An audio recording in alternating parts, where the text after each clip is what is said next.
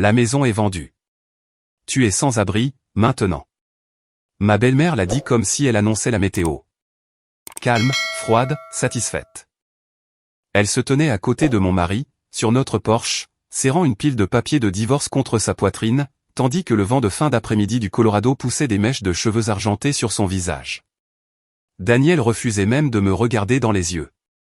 Je me souviens les avoir dévisagés depuis l'allée, tenant toujours mon sac à main, souriant encore de ce qui s'était passé moins d'une heure plus tôt. 7 millions d'euros. Ma grand-mère, Eleanor, m'avait légué 7 millions d'euros, ainsi que son domaine à Aspen. J'avais passé tout le trajet du retour à pleurer de joie au volant, comme une adolescente stupide. Je n'arrêtais pas d'imaginer Daniel me soulevant de terre quand je le lui annoncerais. J'imaginais que nous pourrions enfin respirer, après des années de stress financier.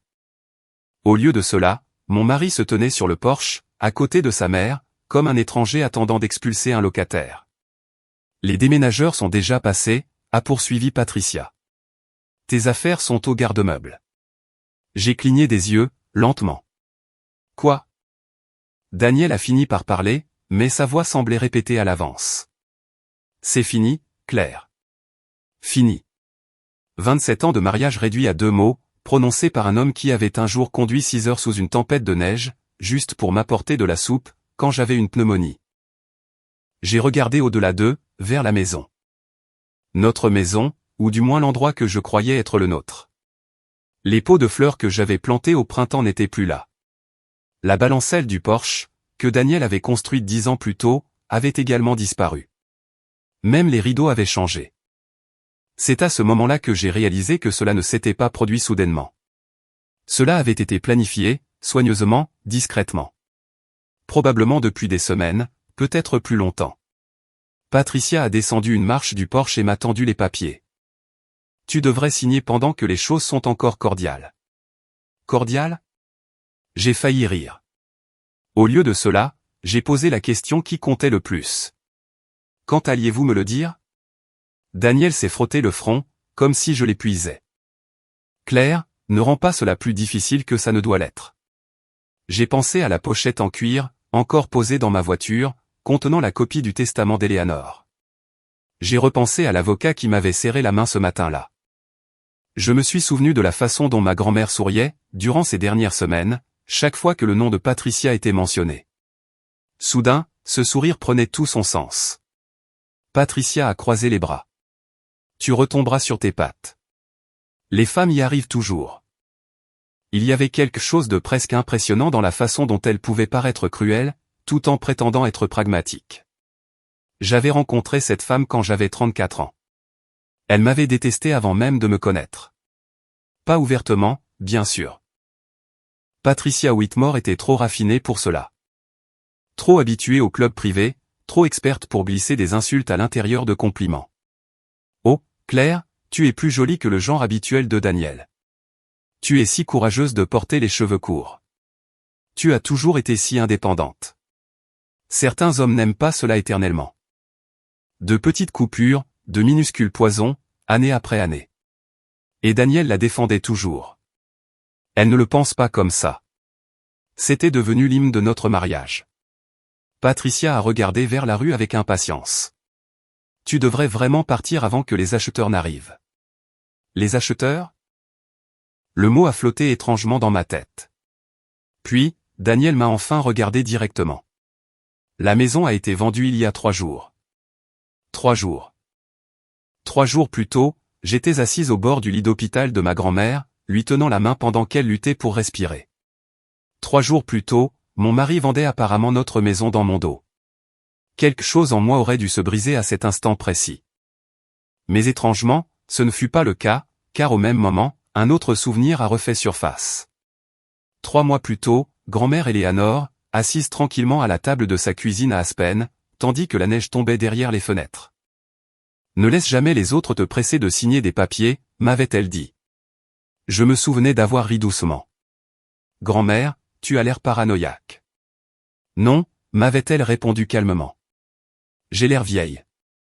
À l'époque, je pensais qu'elle parlait de précautions juridiques ordinaires.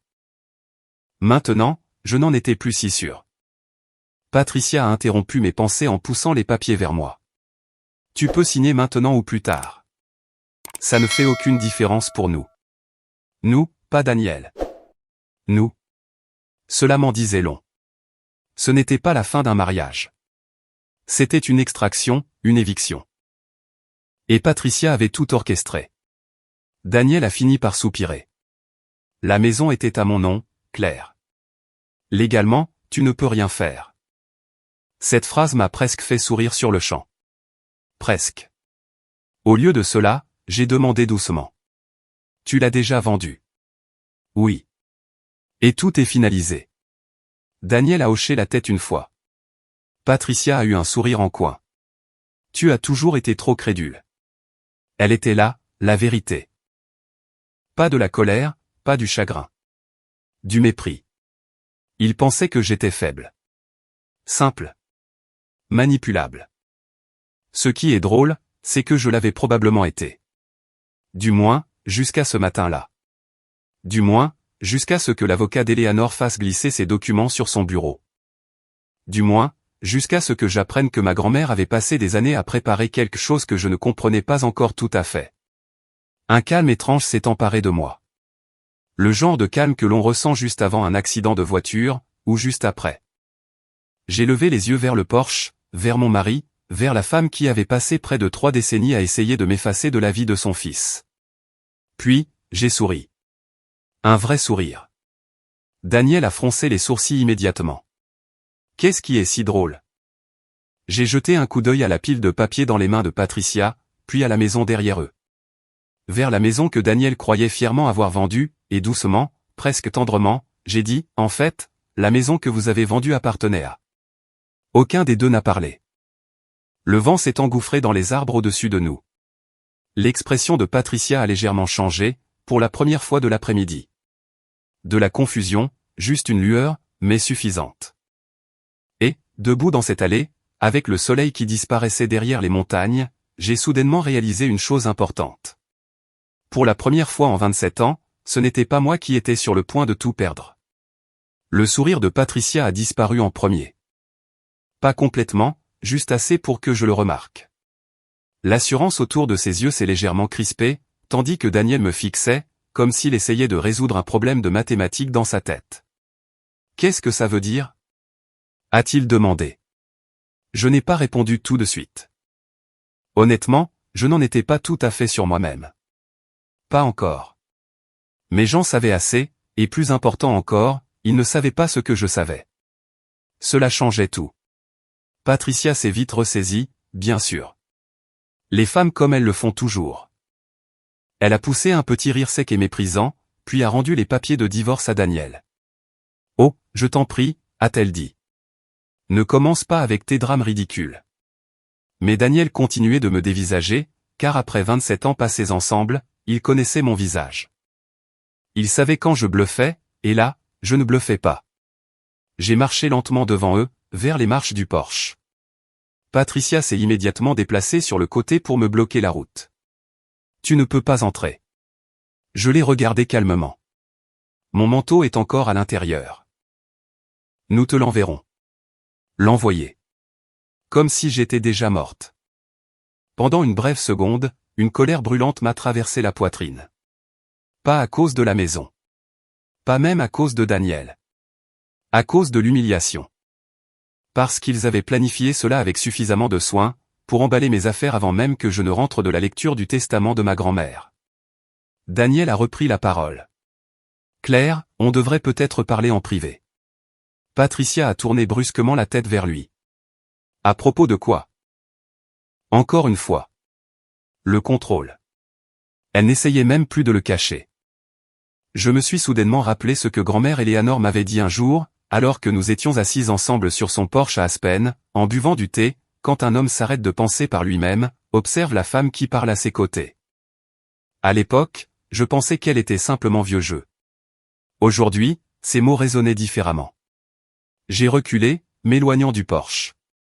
C'est bon, ai-je dit doucement. Je n'ai pas besoin du manteau. Patricia a croisé fermement les bras. Bien.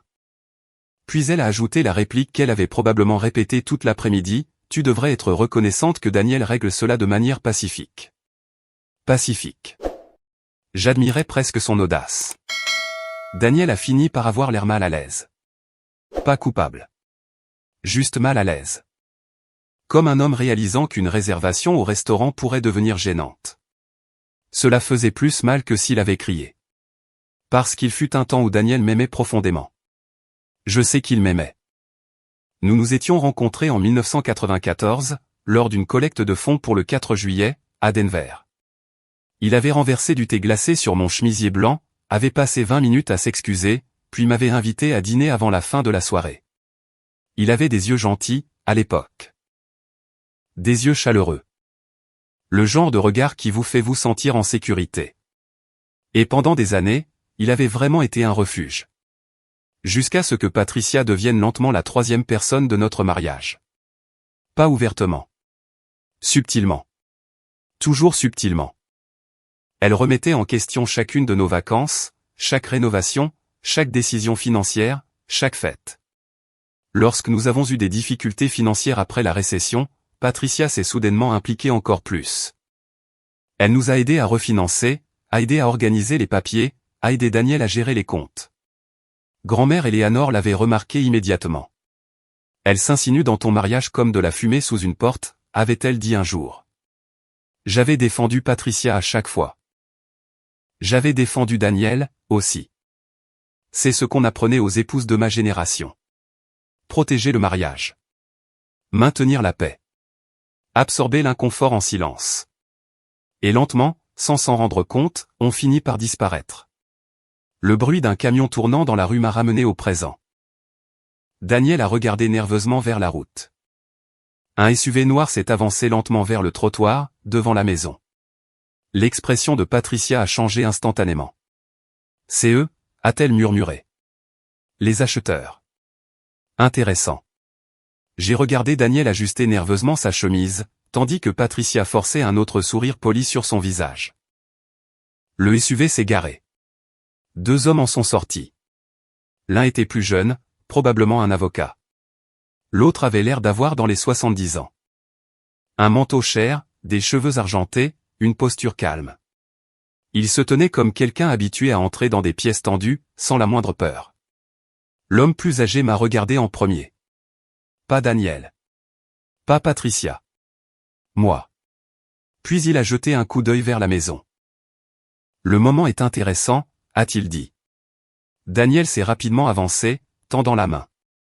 Daniel Whitmore. Nous nous sommes parlé au téléphone. L'homme plus âgé la lui a serré brièvement.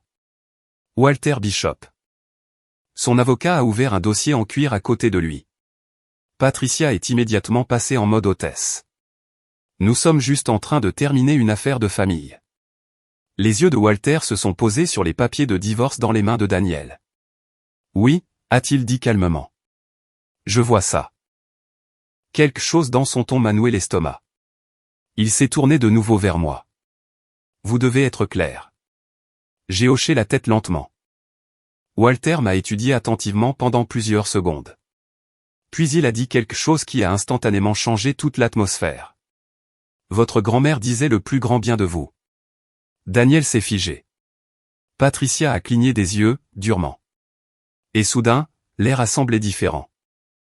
Walter a glissé la main dans la poche de son manteau et en a sorti une enveloppe pliée, de couleur crème. L'écriture de ma grand-mère. Je l'ai reconnue instantanément. Mon cœur a raté un battement. Walter a tenu délicatement l'enveloppe entre 2 doigts. Elle m'a demandé de vous remettre ceci personnellement, a-t-il dit, mais seulement dans des circonstances bien précises. Personne n'a parlé. Même Patricia est restée silencieuse. Walter a continué calmement. Elle a dit, si cette maison venait à être vendue sans que vous en soyez pleinement informé, il a fait une pause, puis a regardé directement Daniel. Il y aurait probablement une confusion concernant la propriété. Daniel a ri nerveusement. Quelle confusion? Walter ne lui a même pas jeté un regard. Au lieu de cela, il m'a tendu l'enveloppe. Mes mains tremblaient légèrement quand je l'ai prise. J'ai fixé l'écriture d'Eleanor sur le devant, pour Claire, si Patricia parvient finalement à ses fins.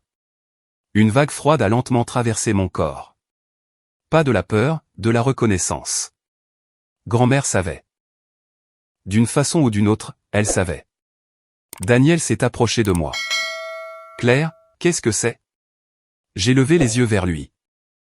Je l'ai vraiment regardé, cet homme en qui j'avais eu confiance pendant près de 30 ans. Puis j'ai regardé Patricia, et pour la toute première fois depuis que je la connaissais, j'ai vu de la peur derrière ses yeux. De la vraie peur, pas de la gêne sociale, pas de l'irritation. De la peur. L'avocat de Walter a discrètement ouvert un autre dossier. Je crois, a-t-il dit calmement, qu'avant que quiconque n'emménage dans cette propriété, nous devrions discuter de l'accord de trust lié à la succession. Un accord de trust? Le visage de Daniel a instantanément perdu ses couleurs. Patricia a murmuré, quel trust? Et debout, là, près de l'allée, tandis que les ombres du soir s'étiraient sur la pelouse, j'ai réalisé que ma grand-mère Éléanore ne m'avait pas simplement laissé de l'argent. Elle m'avait laissé une protection. Personne n'a parlé pendant plusieurs secondes, après que les mots « accord de trust » ont franchi les lèvres de l'avocat. Le quartier a soudainement semblé trop silencieux. Un chien a aboyé quelque part au bout de la rue. Le vent a bruissé dans les pins bordant le trottoir. De l'autre côté de la route, Madame Hargrove arrosait ses roses, en faisant semblant de ne pas nous dévisager. Daniel a dégluti difficilement. Je pense qu'il y a un malentendu. Walter Bishop a retiré ses gants, avec flegme. Non, a-t-il dit. Je ne crois pas. Patricia s'est immédiatement avancée, forçant un rire qui sonnait douloureusement artificiel à présent. C'est absurde. Daniel possédait légalement cette propriété. Le jeune avocat a fini par intervenir. Partiellement, a-t-il corrigé. Partiellement. J'ai observé attentivement le visage de Daniel. Ce seul mot l'effrayait plus que tout le reste jusqu'à présent. Patricia l'a remarqué, elle aussi. Elle s'est tournée brusquement vers lui. Qu'est-ce que ça veut dire? Daniel n'a pas répondu. Walter s'est tourné vers moi, doucement. Madame Harper, souhaitez-vous ouvrir la lettre maintenant? J'ai hoché la tête lentement. Mes doigts tremblaient pendant que je dépliais l'enveloppe. Le papier sentait légèrement le parfum d'Éléanore, la lavande et le bois de cèdre. Pendant une douloureuse seconde, j'ai oublié la maison. Oublié Daniel.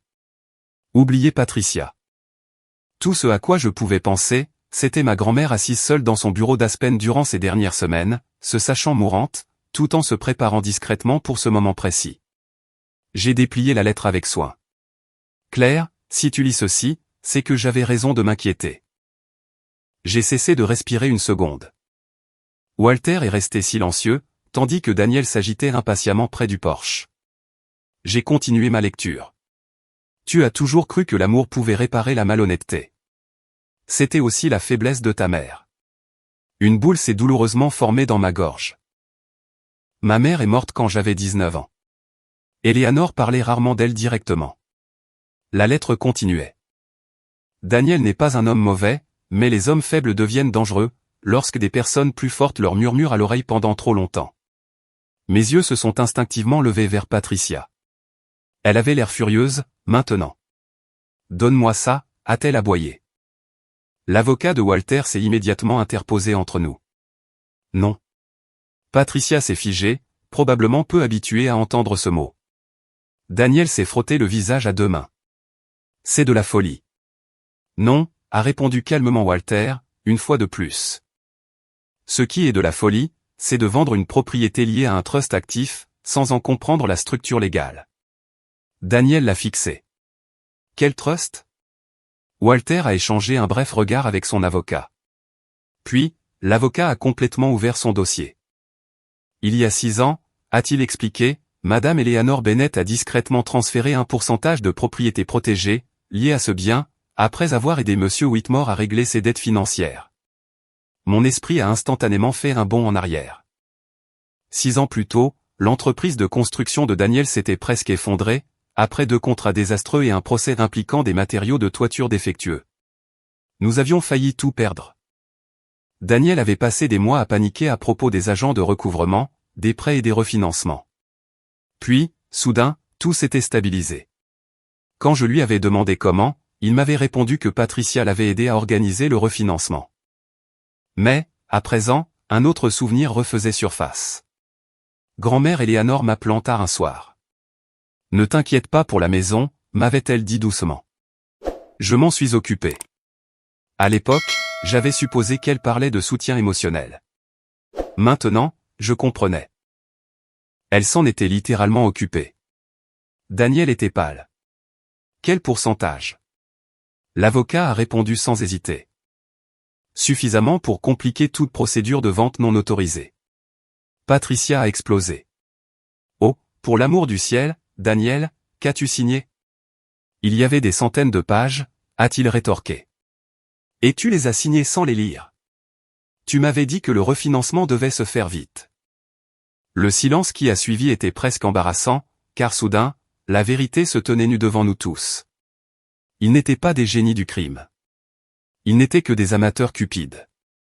Walter a ajusté son manteau calmement, tandis que la prestance de Patricia commençait à s'effriter, morceau par morceau. Elle m'a pointé du doigt, furieuse. Elle était au courant. Je ne l'étais pas, ai-je dit sincèrement. Et c'était vrai. Pas entièrement. Mes grands-mères, elles, l'étaient.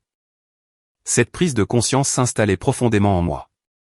Eleanor avait passé des années à observer silencieusement Patricia manœuvrer dans nos vies, comme une femme réarrangeant les meubles dans la maison de quelqu'un d'autre, et elle avait agi en conséquence. Daniel m'a regardé avec désespoir. Claire, écoute. Nous pouvons arranger ça. Nous. Intéressant. 10 minutes plus tôt, j'étais sans abri. Maintenant, d'un seul coup, nous existions à nouveau. J'ai soigneusement plié la lettre de ma grand-mère. Tu as déjà tout arrangé, Daniel. Ce n'est pas juste. J'ai ri doucement avant de pouvoir m'en empêcher. Pas cruellement, j'étais juste fatigué. Tu as vendu notre maison pendant que j'enterrais ma grand-mère. Patricia l'a interrompu immédiatement. C'était légalement sa maison. Walter l'a enfin regardé directement. Non, a-t-il dit calmement. Cette supposition risque de vous coûter très cher. Le visage de Patricia est devenu blanc. Le jeune avocat a fermé le dossier. Au minimum, les acheteurs n'ont pas été informés des implications actives du trust lié à la propriété. Daniel avait maintenant l'air sincèrement malade. Walter a parlé prudemment, presque avec gentillesse. Mon équipe juridique a découvert le problème cet après-midi, lors de l'examen final.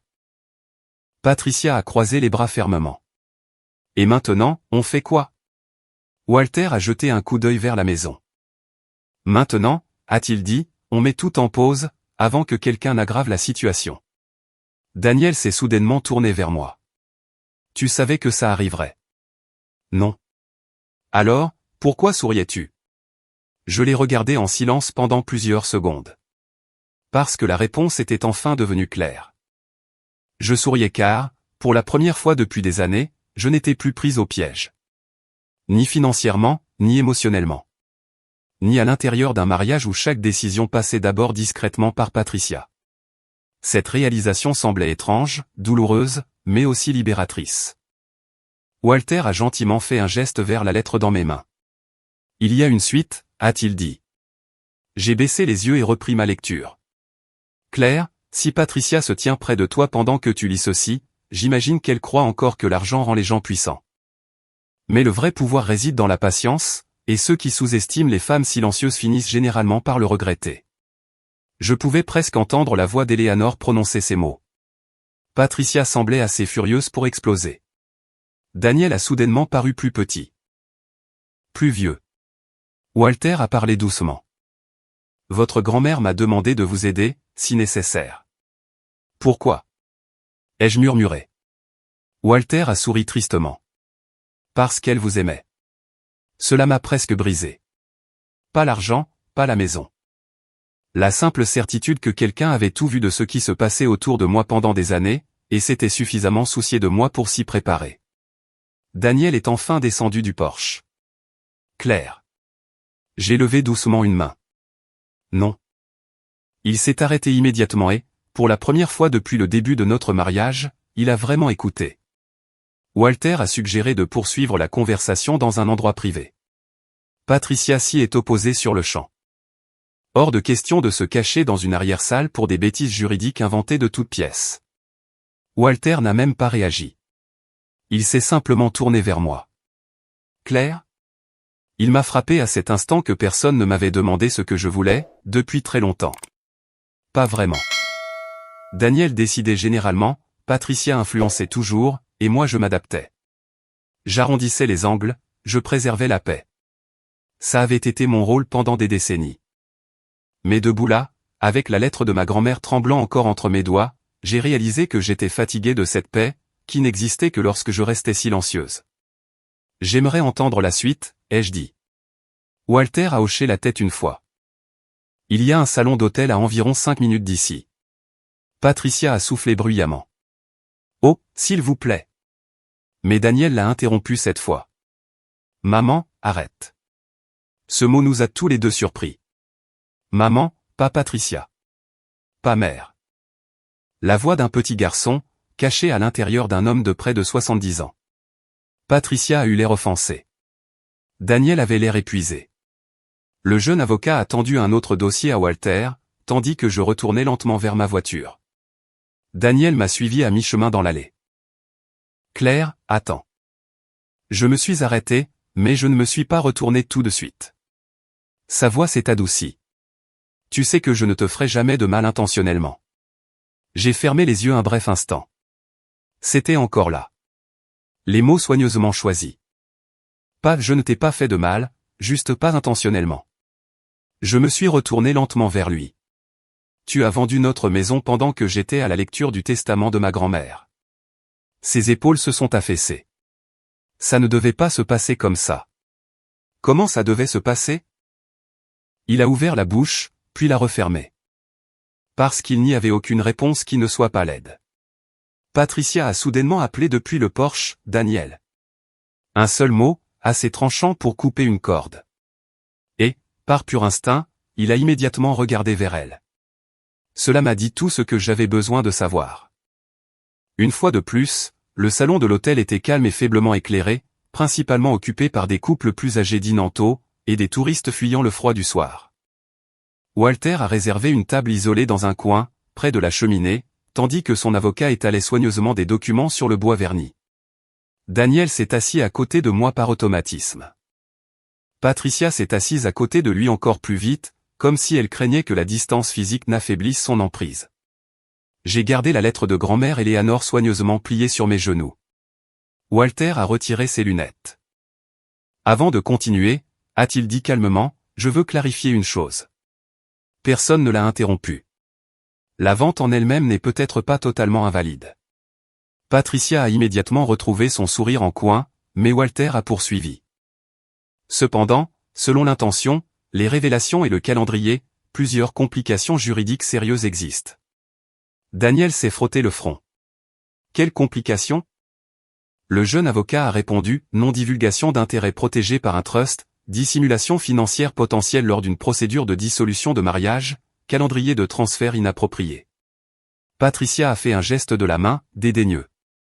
Vous, les avocats, vous rendez tout dramatique. L'avocat l'a regardé droit dans les yeux. Non, madame. Ce sont les tribunaux qui font ça. Cela l'a fait taire pour un instant. Walter s'est tourné vers moi, avec douceur. Claire, votre grand-mère a demandé que cette deuxième enveloppe ne soit ouverte que si vous découvriez des preuves de trahison impliquant la propriété. Mon estomac s'est noué. Une deuxième enveloppe. Bien sûr, il y en avait une autre. Eleanor avait toujours cru que les choses importantes méritaient d'avoir plusieurs couches. Elle avait un jour emballé mes cadeaux de Noël dans 5 boîtes distinctes, juste parce qu'elle aimait le suspense. Walter a fait glisser l'enveloppe vers moi. Je l'ai fixée en silence. L'écriture de ma grand-mère, à nouveau. Pour Claire, quand la vérité devient enfin impossible à ignorer. Ma poitrine m'a fait mal en lisant cela, car au fond de moi, je crois qu'une partie de moi a toujours su. Pas pour la maison, pas pour le divorce, mais pour Daniel. Daniel, qui disparaissait peu à peu de notre mariage, année après année, pendant que je faisais semblant de ne rien remarquer. J'ai ouvert l'enveloppe avec précaution. À l'intérieur se trouvait une autre lettre manuscrite et plusieurs documents photocopiés, transfert bancaire, registre de propriété, email. J'ai baissé les yeux vers la première phrase. Claire, si tu lis ceci, c'est que Patricia a fini par aller trop loin. Patricia s'est agitée, mal à l'aise, à côté de Daniel. J'ai continué à lire en silence pendant plusieurs secondes, avant que ma respiration ne s'apaise complètement. Puis, j'ai levé les yeux vers Daniel. Tu as utilisé l'héritage de ma mère. Il a cligné des yeux, lourdement. Quoi? J'ai soulevé l'un des documents. Tu m'avais dit que nous avions utilisé tes économies pendant la récession. Patricia s'est soudainement penchée en avant. Claire, attends une minute. Non. Le mot m'a surprise moi-même. Patricia s'est figée. J'ai regardé Daniel droit dans les yeux. Tu as utilisé l'argent que ma mère m'avait laissé. Il avait l'air pris au piège, maintenant. Acculé. Comme un homme fatigué, qui réalise soudain que toutes les portes verrouillées autour de lui ont été bâties par ses propres choix. C'était temporaire, a-t-il murmuré faiblement. Combien? Silence. Combien, Daniel? Il a fini par répondre. Presque tout. Le feu crépitait doucement à côté de nous. Quelque part de l'autre côté du salon, l'argenterie tintait contre les assiettes. Des sons ordinaires. La vie ordinaire qui continuait, pendant que la mienne se brisait silencieusement. Ma mère m'avait laissé 80 000 € à sa mort. Pas assez pour changer une vie, mais assez pour avoir de l'importance. Assez pour me souvenir d'elle. Daniel a tendu la main vers moi avec prudence. Claire, j'essayais de sauver l'entreprise. Patricia est immédiatement intervenue. Et cette entreprise t'a nourri pendant des années. Walter a calmement fait glisser un autre document sur la table. En fait, a-t-il précisé, les pertes de l'entreprise se sont accélérées après plusieurs retraits liés au compte d'investissement de Patricia Whitmore. Le silence qui a suivi m'a paru immense. Daniel s'est lentement tourné vers sa mère. Le visage de Patricia s'est vidé de son sang. Quoi? Walter a légèrement ajusté le papier. Madame Whitmore a encouragé plusieurs investissements à haut risque, au cours de la même période où Monsieur Whitmore affirmait connaître des difficultés financières. Daniel l'a dévisagé. Tu avais dit que ces comptes étaient protégés. Patricia a riposté instantanément. Ils étaient censés l'être. Censés l'être. Elle était là, la vérité, traînée en pleine lumière. Daniel n'était pas innocent, mais il n'était pas non plus le cerveau de l'opération. Il était faible. Assez faible pour suivre la voie la plus forte de la pièce. Grand-mère Eleanor l'avait vu des années avant moi. J'ai replongé le regard dans sa lettre. On ne peut pas sauver les gens qui remettent de leur plein gré leur conscience à quelqu'un d'autre. Une larme a glissé sur ma joue avant que je puisse l'arrêter. Pas à cause de l'argent. Parce que j'ai soudainement réalisé depuis combien de temps je me battais, seul, pour un mariage que Daniel avait cessé de protéger depuis des années. Walter a parlé doucement. Votre grand-mère ne voulait pas que vous soyez détruite financièrement après le divorce. Le divorce? Le mot résonnait différemment maintenant. Plus comme une mort, mais comme une libération. Daniel a fini par murmurer. Claire, je suis désolé. Et, pour la première fois de la soirée, j'ai cru qu'il le pensait vraiment. Mais étrangement, cela ne changeait plus rien. La chose étrange à propos de la trahison, c'est que parfois, la douleur n'arrive pas d'un seul coup. Parfois, elle vient doucement, couche par couche, jusqu'à ce qu'une vérité finale fasse tout s'effondrer. Ce soir-là, dans le salon de l'hôtel, j'ai vu 27 ans de mariage se défaire en moins d'une heure. Et curieusement, je n'étais pas celle qui s'effondrait. C'était Patricia. Vous me faites passer pour une sorte de criminel, a-t-elle lancé à Walter. Walter est resté d'un calme olympien. Je me contente de m'appuyer sur des documents. Le jeune avocat a fait glisser une autre série de papiers sur la table. Patricia les a à peine regardés. Daniel, lui, l'a fait. Et tandis qu'il lisait, quelque chose a changé sur son visage. Le choc d'abord, puis la confusion, et enfin la colère. Une vraie colère. Pas envers moi. Envers elle. Tu as sorti de l'argent du compte de l'entreprise. Patricia a croisé les bras sur la défensive. C'était temporaire. Daniel a lâché un petit rire étouffé. Un son amer. C'est ce que j'ai dit à Claire. Les yeux de Patricia se sont immédiatement plissés. Ne commence pas à me blâmer pour tes décisions. Mes décisions? Daniel l'a fixé. Tu m'avais dit que Claire prendrait tout, si nous attendions. Et j'étais censé te protéger. Non, a-t-il répondu calmement. Tu te protégeais toi-même. Cette phrase est restée lourdement suspendue au-dessus de la table. J'étais assise en silence à côté d'eux, regardant ces deux personnes, qui avaient passé des années à agir comme une équipe, se retourner soudainement l'un contre l'autre, à l'instant où les conséquences sont apparues. Grand-mère Eleanor disait souvent, la cupidité n'est loyale que jusqu'à ce que la peur fasse son apparition. Maintenant, je comprenais exactement ce qu'elle voulait dire. Walter a tranquillement fermé un dossier. À ce stade, je recommande vivement à chacun de prendre son propre avocat. Patricia a ricané. Oh, je vous en prie. Personne n'ira au tribunal pour ça. Le jeune avocat l'a regardé directement. Madame, il y a déjà de quoi entamer une procédure civile ici. Daniel est redevenu pâle. Patricia s'est tournée vers lui d'un coup sec. Arrête d'avoir l'air effrayé. C'est moi qui devrais l'être. Non, tu devrais rester calme et laisser les professionnels gérer ça. Daniel s'est mis à rire à nouveau, plus fort cette fois. Des professionnels? Maman, tu m'avais dit que ce serait facile. Tous les couples âgés du salon faisaient semblant de ne pas nous fixer à présent. Patricia a baissé la voix, d'un ton sec. Baisse d'un ton. Mais Daniel avait finalement atteint cet endroit émotionnellement dangereux, où l'humiliation devient plus forte que le déni. Non, a-t-il dit. C'est toi qui as poussé pour ça. Patricia s'est penchée vers lui. Et qui a signé les papiers? Tu avais dit que Claire ne le saurait jamais. Tu avais dit que le trust n'était pas important. Tu avais dit que la maison était à l'abri. Tu as dit beaucoup de choses. Chaque phrase sortait plus dure, plus tranchante. Des années de soumission se fissuraient d'un coup. Et soudain, j'ai vu les choses clairement. Daniel avait passé toute sa vie à essayer d'obtenir l'approbation de Patricia. Même maintenant, même après tout ça, une part de lui voulait encore qu'elle lui dise que tout irait bien. Mais Patricia ne le réconfortait plus. Parce que les gens effrayés arrêtent de protéger les autres. Ils se protègent eux-mêmes. J'ai soigneusement plié les lettres de grand-mère Eleanor et les ai replacées dans mon sac à main. Walter l'a remarqué. Vous allez bien? J'ai hoché la tête lentement. Et de façon surprenante, j'allais bien. Pas heureuse, pas indemne, mais stable. Pendant des années, j'avais cru que perdre mon mariage me détruirait.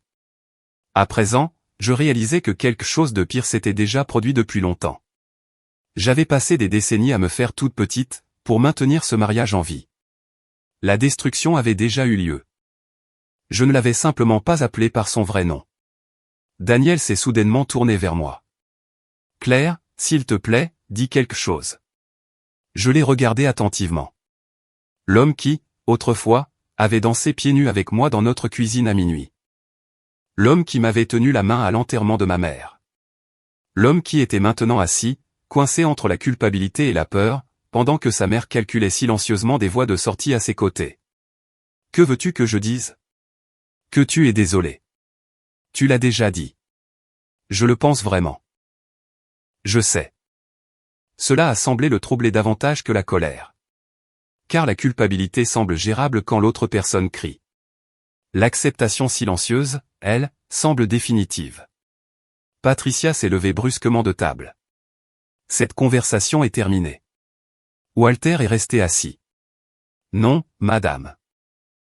Elle ne fait que commencer. Elle a attrapé son sac avec agressivité. Je ne vais pas rester assise ici, pendant que des inconnus menacent ma famille. Famille? Un mot intéressant. Parce que Patricia avait passé des années à me traiter comme une intruse à l'intérieur de la sienne. Daniel a levé les yeux vers elle. Tu as pris l'argent de l'entreprise. Patricia a expiré bruyamment.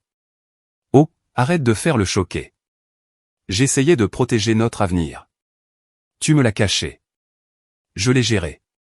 Ce n'est pas la même chose. Patricia l'a regardé comme s'il la décevait.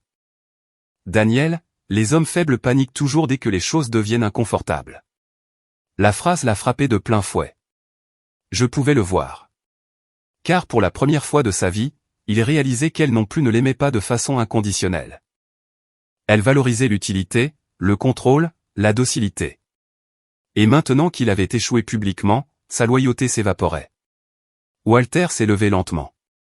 Je pense que cette soirée a été émotionnellement épuisante pour tout le monde. Il a regardé vers moi.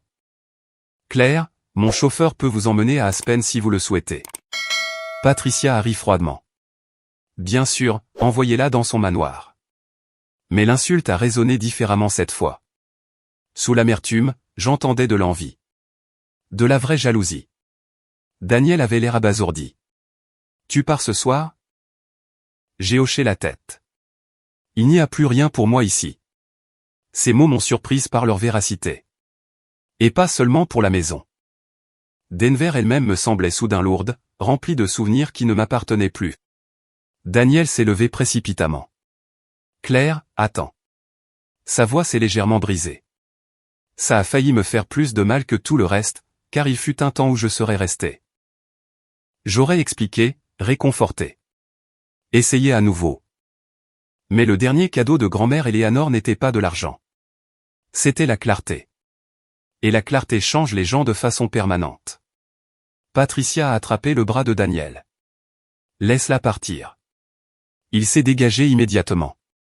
Pour la première fois. Non. Patricia a cligné des yeux, choquée. Daniel m'a regardé avec désespoir. S'il te plaît, ne pars pas comme ça. J'ai pris mon sac à main, lentement. Tu es déjà parti le premier. Le silence. Un silence lourd. Le genre de silence dont on se souvient des années plus tard. Walter m'a accompagné jusqu'à l'entrée de l'hôtel, tandis que le jeune avocat est resté en arrière avec Daniel et Patricia. Dehors, l'air froid de la montagne a rempli mes poumons. La nuit sentait le pain et la neige. Walter m'a gentiment ouvert la portière de la voiture. Avant de monter, j'ai jeté un dernier regard à travers les vitres de l'hôtel. Patricia parlait furieusement. Daniel était assis immobile à côté d'elle, ne la défendant plus, ne se défendant plus non plus. Il fixait juste la table, comme un homme voyant enfin les ruines de ses propres choix. Et, pour la première fois depuis des décennies, j'étais absolument certaine de vouloir partir. Je suis arrivé à Aspen un peu après 2 heures du matin. La neige recouvrait la longue allée sinueuse menant au domaine d'Eleanor, teintant toute la propriété d'argent sous le clair de lune. Le gardien, un homme âgé et discret nommé Benji, a ouvert les grilles, car Walter l'avait appelé à l'avance.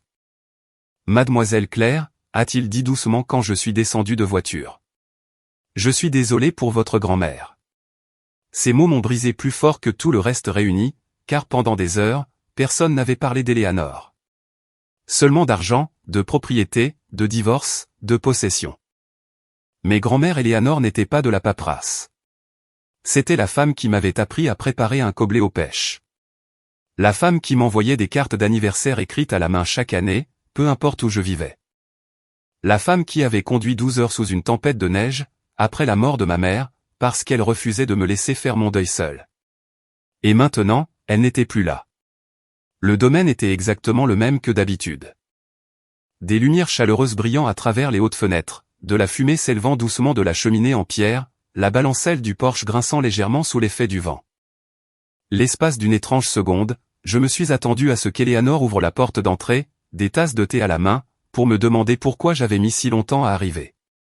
Au lieu de cela, seul le silence m'a accueilli. Benji a porté mon sac de voyage à l'intérieur, tandis que je restais seul dans le hall, fixant le familier escalier en bois. Vous devriez dormir un peu, m'a-t-il dit avec gentillesse. Mais dormir me semblait impossible. Tout en moi semblait encore sens dessus-dessous. Alors, après que Benji soit monté, j'ai erré lentement dans la maison. L'horloge comptoise du couloir tic-taquait doucement. La cuisine sentait encore légèrement la cannelle. Une couverture tricotée, qu'Eleanor gardait pliée près de la cheminée, était restée exactement là où elle l'avait laissée. J'avais moins l'impression d'entrer dans un manoir que d'entrer dans la mémoire elle-même. J'ai fini par me retrouver dans le bureau d'Eleanor. Sa pièce préférée.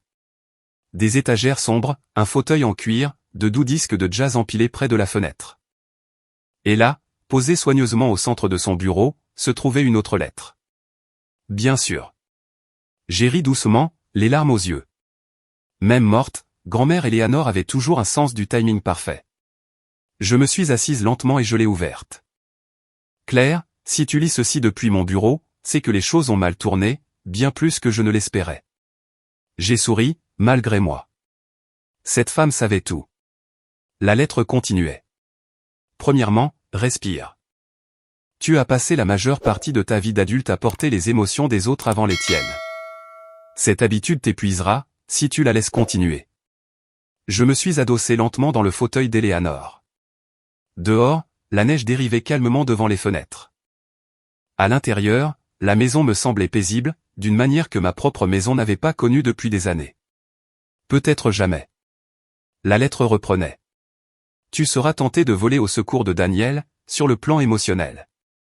Ne confonds pas pitié et responsabilité. Cette ligne m'a frappé en plein cœur, car elle avait raison. Même après la trahison, une part de moi s'inquiétait encore pour lui. Pas par romantisme, mais par habitude. Les femmes de mon âge avaient été élevées pour devenir des soignantes émotionnelles. Nous apaisions, nous réparions, nous absorbions les dommages en silence. Et après assez d'années, on ne remarque même plus à quel point cela devient lourd. J'ai replié la lettre lentement et j'ai regardé autour de la pièce. Puis j'ai remarqué autre chose sur le bureau d'Eleanor. Un journal en cuir, avec mon nom écrit sur la couverture. Je l'ai ouvert avec précaution.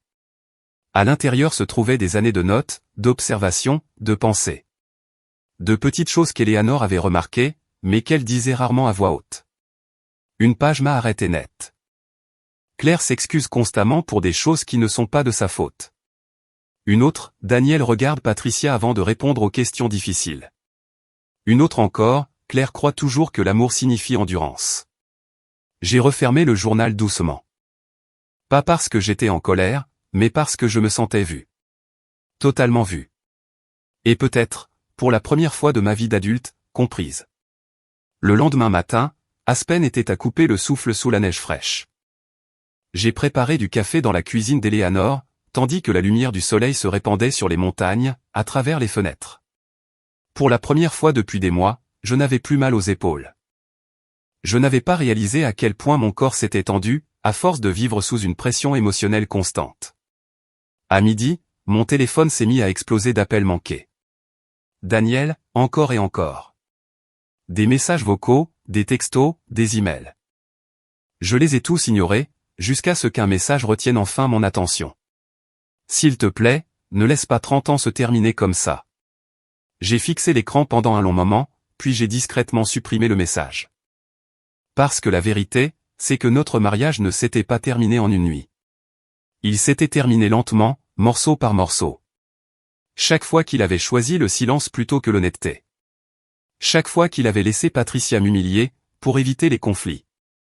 Chaque fois que j'avais accepté moins que du respect, parce que je pensais que la loyauté exigeait des sacrifices. Cet après-midi-là, Walter a appelé pour me tenir au courant.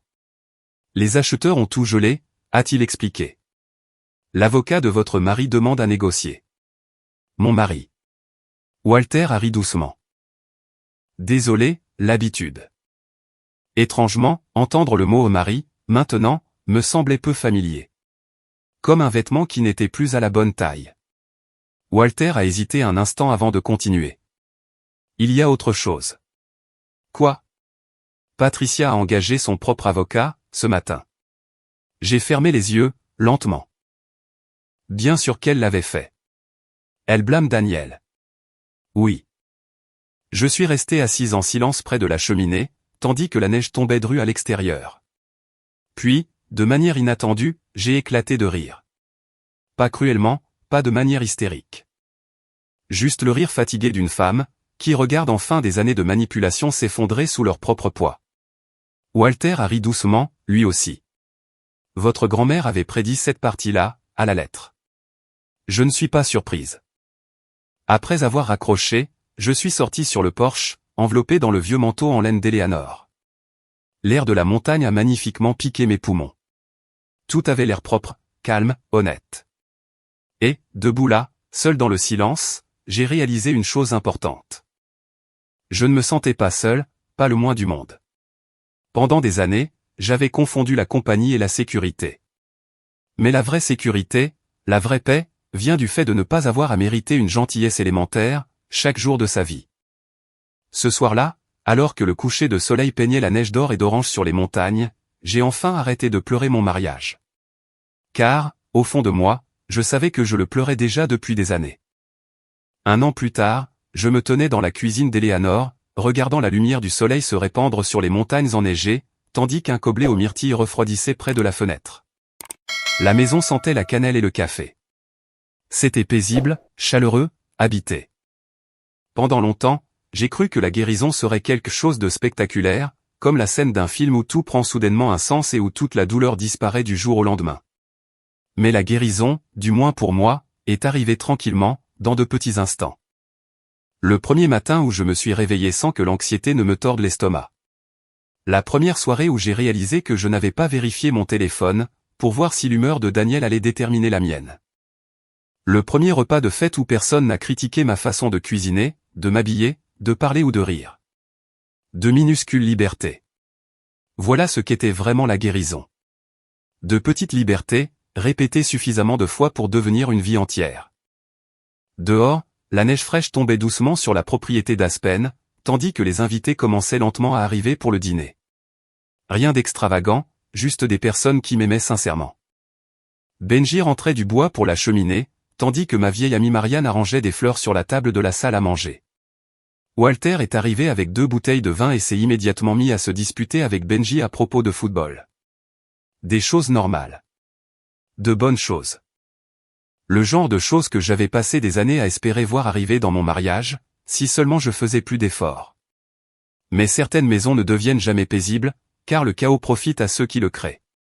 Cette leçon m'a pris presque 70 ans à comprendre. Marianne est entrée dans la cuisine, en souriant. Tu as l'air plus légère. J'ai ri doucement. Ça se voit tant que ça? Oui. Elle a embrassé ma joue avec tendresse, avant de baisser la voix. As-tu eu des nouvelles de Daniel? J'ai hoché la tête une fois. 2 fois, en fait. La première lettre était arrivée 6 mois plus tôt. Des excuses. Des regrets. De la solitude. La seconde est arrivée peu avant Noël. Plus courte. La tristesse remplaçait les excuses. Il écrivait que Patricia lui adressait à peine la parole depuis le début des procès. Plusieurs amis avaient disparu, une fois que le scandale s'était répandu dans leurs cercles sociaux. L'entreprise de construction s'était finalement effondrée, sous le poids des dettes judiciaires et de l'humiliation publique. Dans son dernier paragraphe, il avait écrit « Ta grand-mère comprenait les gens mieux que je ne l'ai jamais fait. » Je n'ai jamais répondu. Pas parce que je le détestais. Bizarrement, ce n'était pas le cas. Le temps avait adouci les recoins les plus vifs de ma colère. Ce qui restait était quelque chose de plus calme. L'acceptation. Daniel n'avait pas été détruit par une seule décision terrible. Il avait été détruit lentement, par des années de faiblesse. Et honnêtement, moi aussi. Juste différemment. Pendant la majeure partie de ma vie d'adulte, j'ai confondu sacrifice de soi et amour. Je croyais qu'endurer le malheur faisait de moi quelqu'un de loyal. Je croyais que préserver la paix faisait de moi quelqu'un de sage. Je croyais que pardonner à l'infini faisait de moi quelqu'un de fort. Mais Éléanore avait compris une chose que je n'avais pas saisie. L'amour sans respect finit par devenir une permission, et cette permission invite à la maltraitance. La porte d'entrée s'est rouverte et Walter est entré dans la cuisine, apportant de la neige sur le parquet. Mauvaise nouvelle, a-t-il annoncé de manière théâtrale. Benji croit toujours que les Broncos peuvent se rattraper la saison prochaine. J'ai ri plus fort que je ne l'avais fait depuis des années. Un vrai rire. Le genre de rire qui monte naturellement, au lieu d'être soigneusement mesuré. Walter a souri chaleureusement en me regardant. Vous savez, a-t-il dit doucement, une fois que Marianne s'est éloignée, votre grand-mère serait très fière de vous. Cela m'a presque fait pleurer sur le champ. Pas à cause de l'héritage, ni d'Aspen. Parce que, pour la première fois, j'ai enfin cru que cela pouvait être vrai. Le dîner de ce soir-là a duré des heures. Des histoires, des rires, de vieux souvenirs. À un moment donné, Marianne a accidentellement brûlé les petits pains, et tout le monde l'a tellement taquinée qu'elle a menacé de quitter la table pour toujours. Walter a renversé du vin sur son pull. Benji a triché aux cartes. Des choses simples. De belles choses. Et assise là, entourée de chaleur plutôt que de tension, j'ai soudain compris ce qu'Éléanore m'avait réellement donné. Pas de l'argent, pas des biens, pas une vengeance. Elle m'avait offert de la clarté, avant qu'il ne soit trop tard pour reconstruire ma vie. C'était là, le véritable héritage. Plus tard dans la nuit, après le départ de tout le monde, je suis sorti seul sur le porche, enveloppé dans le vieux manteau d'Éléanore. La neige recouvrait les montagnes sous le clair de lune. Le monde semblait doux et silencieux. Je me suis assise lentement sur la balancelle que Daniel avait construite des années auparavant. Ironiquement, Walter l'avait retrouvée après l'annulation de la vente de la maison, et l'avait fait ramener à Aspen, comme une blague. J'ai passé doucement ma main sur le bois. Pendant des années, j'ai cru que la maison, c'était une autre personne, un mariage, une famille. Un endroit où quelqu'un avait promis de rester. Mais là je vous apprends de dures vérités. Parfois, les personnes que vous aimez le plus sont celles auxquelles vous devez survivre. Et parfois, perdre les mauvaises personnes est la première étape honnête pour trouver la paix. L'air froid de la montagne a empli mes poumons, alors que je regardais la propriété d'Éléanore, une dernière fois. Puis, doucement, surtout pour moi-même, j'ai murmuré, pendant des années, j'ai supplié les gens de m'aimer comme je le méritais. Maintenant, je sais que le véritable amour ne vous demande jamais de vous effacer en premier. Le vent s'est glissé silencieusement à travers les arbres. Quelque part loin en contrebas, Aspen brillait doucement au loin. Et pour la première fois depuis très longtemps, je me sentais totalement chez moi. Si cette histoire a eu un sens pour vous, si vous êtes un jour resté trop longtemps dans des endroits qui ont lentement brisé votre esprit, j'espère que vous vous souviendrez de ceci, il n'est jamais trop tard pour choisir la paix plutôt que les apparences. Et parfois, la plus belle des vengeances est tout simplement de devenir une personne que plus personne ne peut contrôler. Merci d'avoir passé ce moment avec moi. Et si cette histoire a touché votre cœur, j'aimerais que vous la partagiez avec quelqu'un qui pourrait aussi avoir besoin de ce rappel.